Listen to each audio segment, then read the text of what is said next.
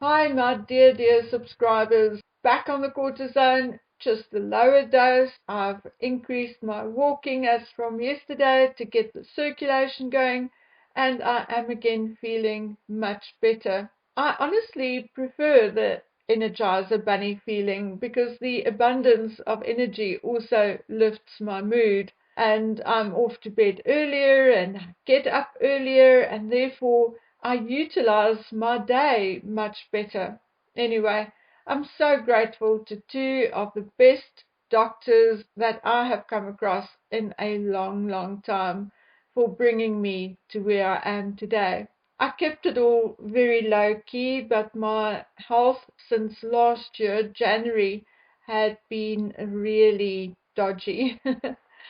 Something I'm not used to, but suddenly overnight I changed from feeling sluggish and body sore and tired to having more energy than I know what to do with. So I suspect that I have actually been walking around with the ulcers on my colon, etc., for a long time and didn't know it. Well, I still have those off days, but they are becoming less and less.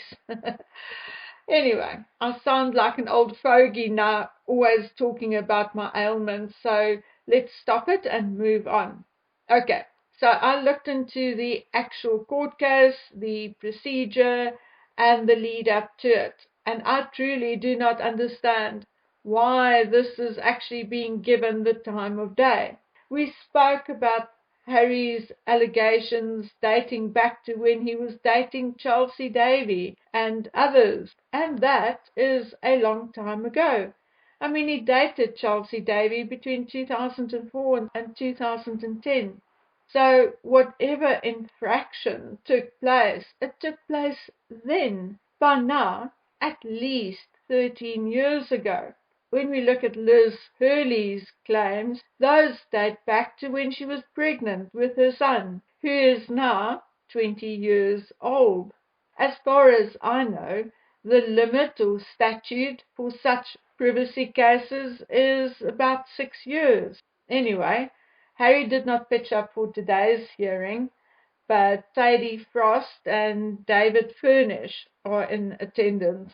So it looks like the group is playing tag or something.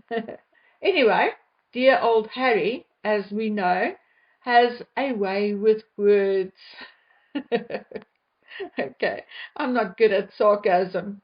Harry claims that the details of an emotional phone call between him and William was published, and because it referenced the actual phone call, there were allegations and claims made that someone was listening in to their calls. Now, again, that was dealt with in the previous hearing, what, many years ago, now 10 years ago, but never mind. Now, had Harry stopped his narrative right there with that horrific fact, because I mean it is, if someone listened in to their private conversation, especially about something so private as their mother's death, etc., it is horrific. But had he stopped with that horrific fact, all would have been well. But of course, Harry and his stunted emotional growth, his craving for attention, forced him to continue.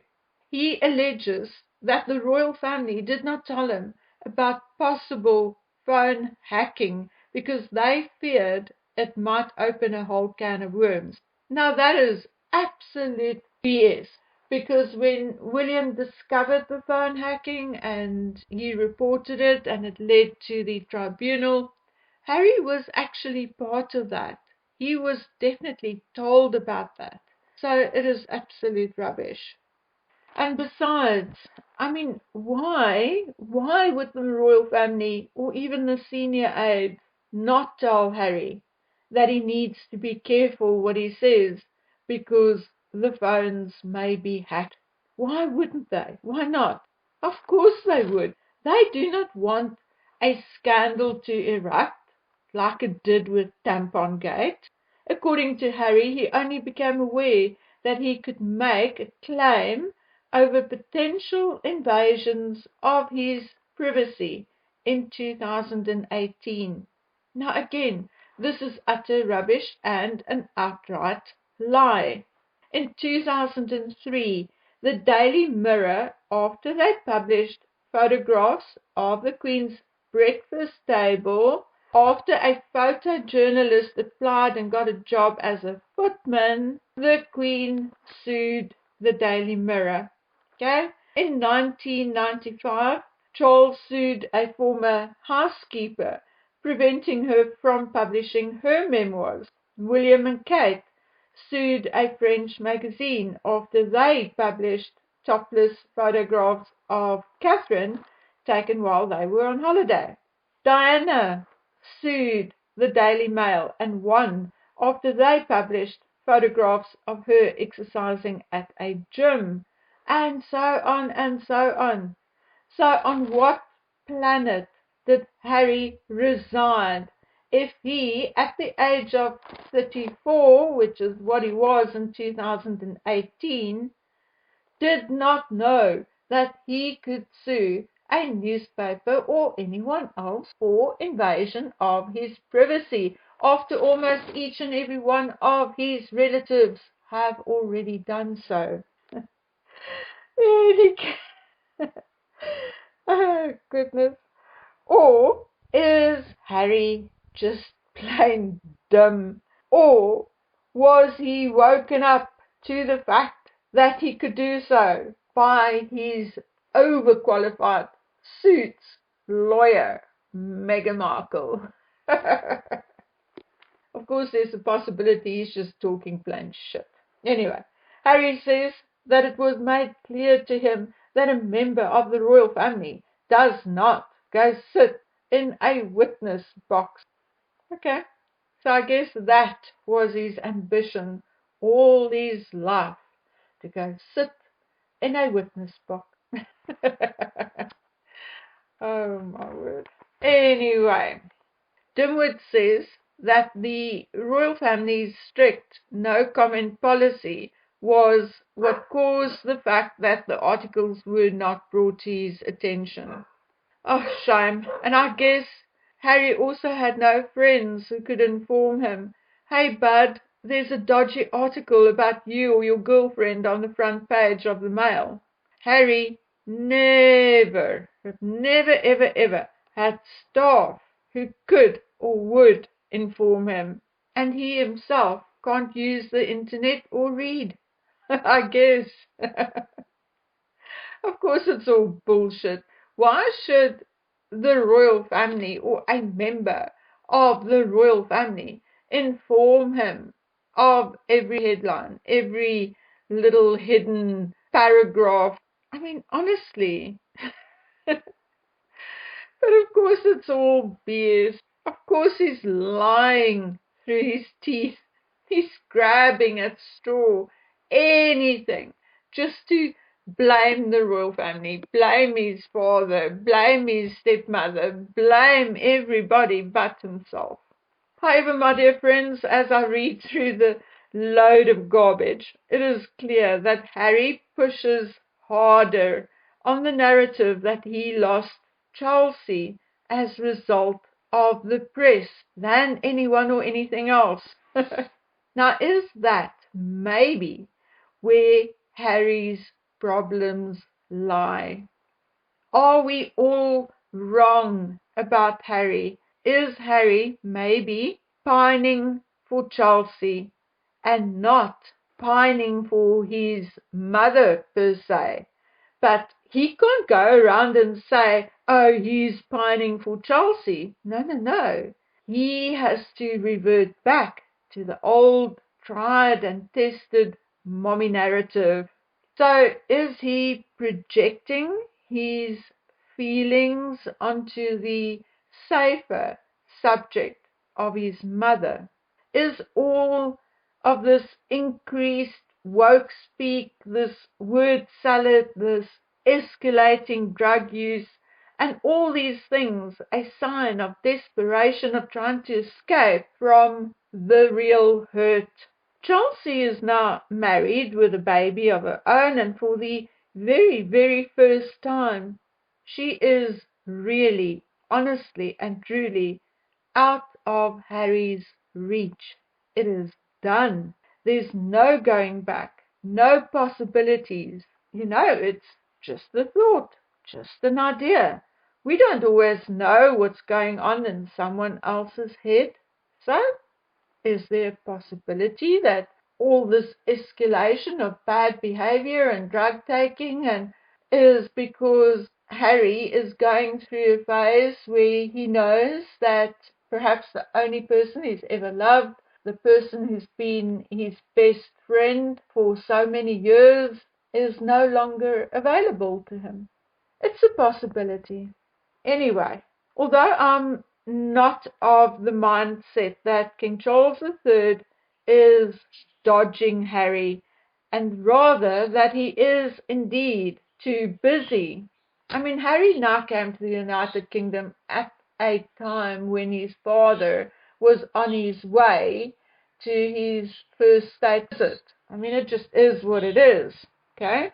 But I'm also of the opinion that the time has come for father and son to meet, maybe behind closed doors, just the two of them, for as long as it takes. Once they have had their powwow, William and lawyers, etc., can be brought in. But Charles cannot ignore this any longer. He cannot pretend the issue with Harry and the wife does not exist. It does, and it has to be dealt with once and for all. As father, he has to address Harry's drug taking and his marriage. As grandfather, he now has to address the children's upbringing in a drug-fueled, dysfunctional environment. And as king, he has to address the damage Harry and his wife is doing to the royal family, the monarchy, and Britain. These things and all these subdivisions have to be ironed out. It has to reach a conclusion, and King Charles III cannot continue to ignore it or run away from it. Sir Percy Blakeney on Instagram just posted a list of the British royals who will be attending the coronation, and Harry and Meghan's names are not on the list. But I am not convinced that they will not be there.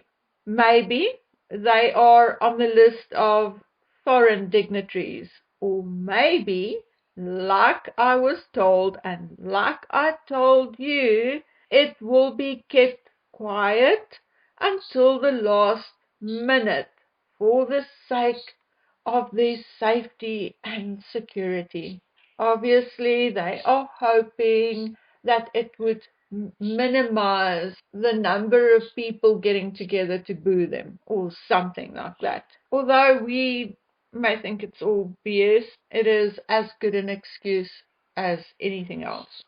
However, what I will do is I will reach out to my buddy and ask him whether he has heard anything different since we last spoke, at which time he told me Buckingham Palace is indeed preparing for Harry and Meghan to be there. But he also told me that things could change. So, knowing Meghan, it could change. So, I'm going to ask him to reach out once again to the media liaison people and his contacts and see whether anything has indeed changed since we spoke. I think it was sometime last week. And as soon as he gets back to me, if he does, I will let you guys know. Okay, now time has caught up with me. I'll be back soon, and in my next video, I'll show you some more of my treasure. Okay, so until then, please take good care of yourselves. Bye.